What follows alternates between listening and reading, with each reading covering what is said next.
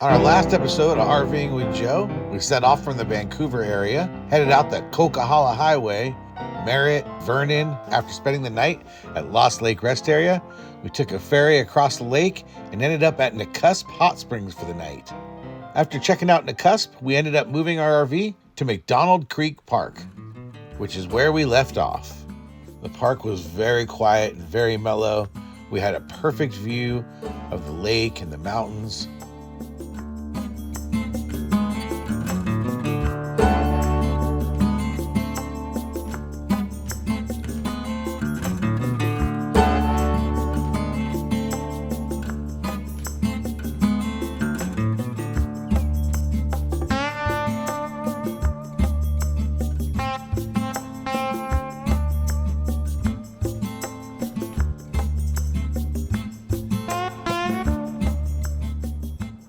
And we were serenaded by the moles or chipmunks or whatever those creatures were that were all over making holes and making mischief.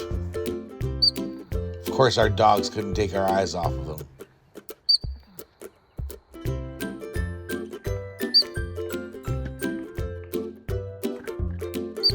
Yeah?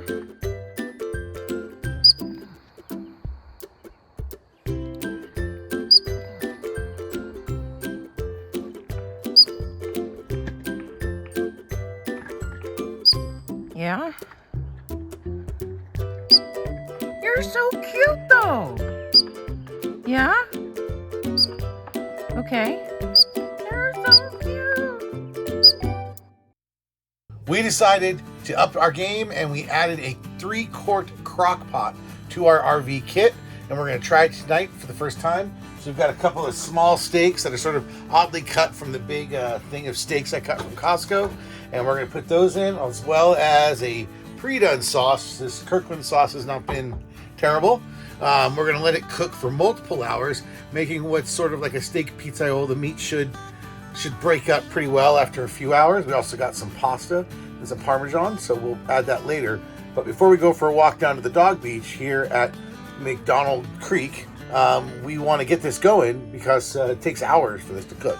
But a slow cooker is a great addition to the RV setup if you've got the power to handle it. These have worked really good. They're actually metal canisters with magnets. We got this big set off of Amazon, and it's been real nice to have a bunch of spices, but not ones that we leave in the RV, which means they get kind of old and funky if you just leave them in the RV through the season, all the hot weather, heating it up, cooling it down. And we use them at home, and we actually stack them on the side of our fridge in our kitchen. But since we always grab some stuff from our kitchen before we head out, my wife's just been grabbing a handful of these and throwing them in the bag, and then we stick them up here when we drive. They don't generally fall off, although sometimes they slide down a few inches over a long day of driving. Eventually, we decided to go up to Nakusp and check out the historical train.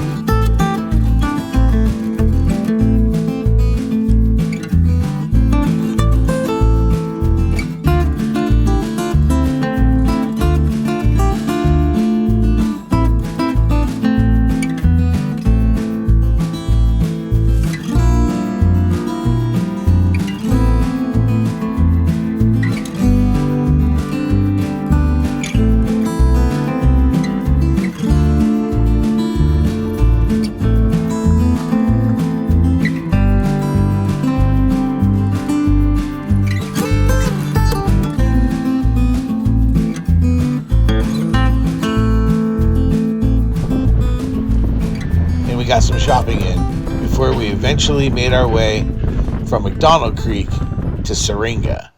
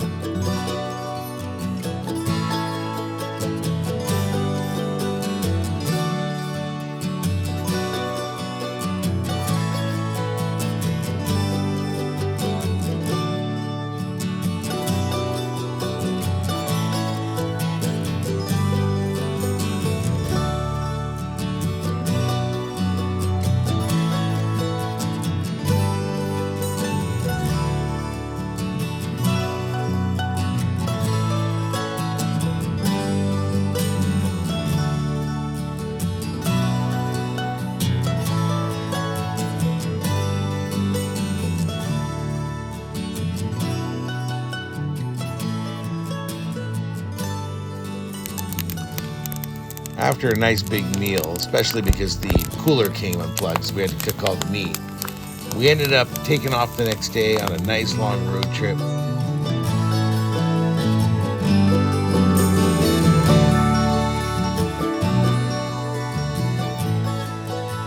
We're in Nelson.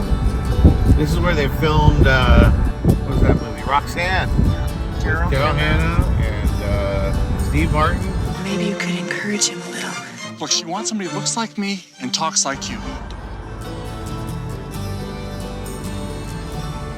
To go all the way out to Nelson, we decided to stop by some other communities.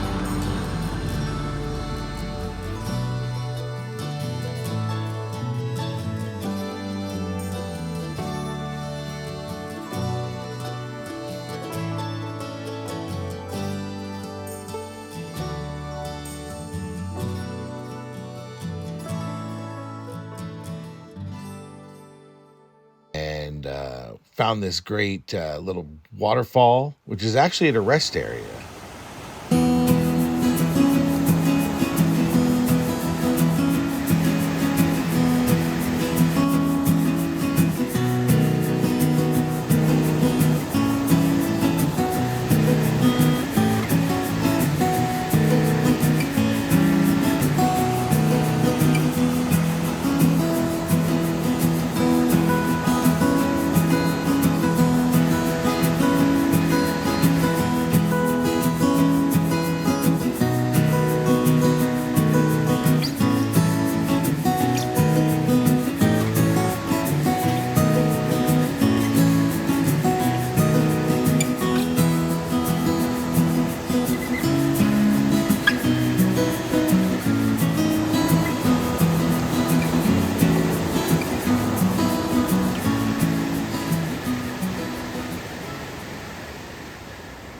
We also made our way out to Castlegar just to hang out and check out the bridges and dams. It's where the Columbia River and the Kootenai River come together. So there's all sorts of interesting geography. We found an excellent coffee place.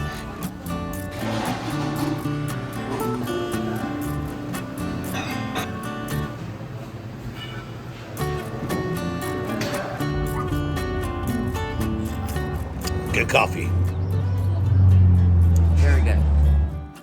Lots of bridges. And there's even a bridge called the Brilliant Suspension Bridge. It's definitely a throwback to the past. The Brilliant Bridge, located near Castlegar, British Columbia, has a rich history intertwined with the development of the region. Built in 1913, the bridge replaced a ferry that crossed the Kootenai River, and it served as a vital transportation link, allowing for the movement of goods and people between the growing community and the surrounding areas. However, by the 1960s, a modern highway bridge rendered the Brilliant Bridge obsolete and it fell into disuse. Fortunately, the bridge's significance was recognized and restoration efforts began in the 1990s. It was declared a National Historic Site in 1995. The Brilliant Bridge was eventually restored and reopened as a pedestrian bridge in 2010. It offers a unique way to experience the area's history and natural beauty. And then you have these various dams and locks that control the river right there and not only keep the river from flooding, but also provide a whole lot of power to BC.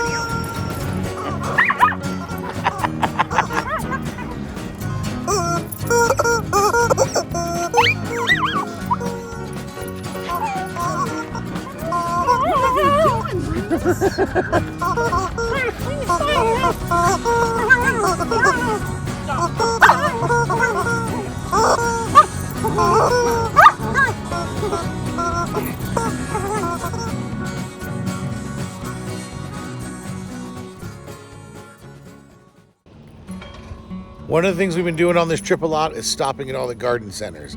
Lately, this spring, my wife's picked up gardening, and we have more and more pots and tomato plants and all that growing at our house. We've been picking up plants along the way at these various garden centers. And so it's a good excuse to stop. And some of these places are in absolutely gorgeous locations. This one actually was advertised all the way out on the highway. This one's called Georama, and it's basically between Castlegar and Nelson.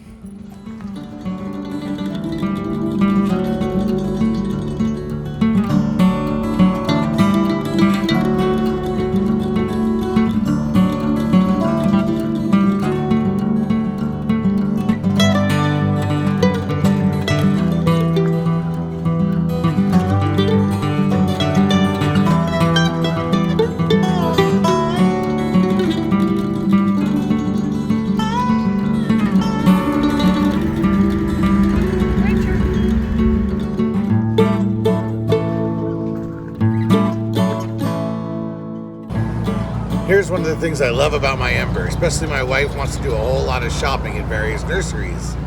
And I'm just gonna watch TV, rock the air conditioner, and let her shop.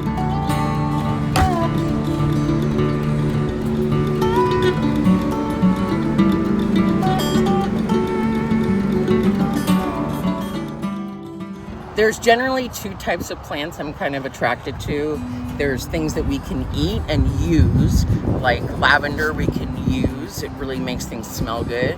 And eat, we can eat tomatoes, we can eat peppers, and we can do herbs. Other things I love are houseplants. Mainly on the houseplant tip, I love succulents, and that's because they have the most interesting looking leaves, shapes, and they're so incredibly different. So the succulent, you can have something that's, like something that people know is a cactus, or something that people don't know, which are these incredibly foreign looking plants that have a variety of different colors. There's two different types of basil here. There's sage, and we got 3 types of tomatoes. It's nice to have the smaller plants because they will grow more and we'll have tomatoes later in the season. This is a shishito pepper. This is a gorgeous oregano plant we got at a side shop for $5.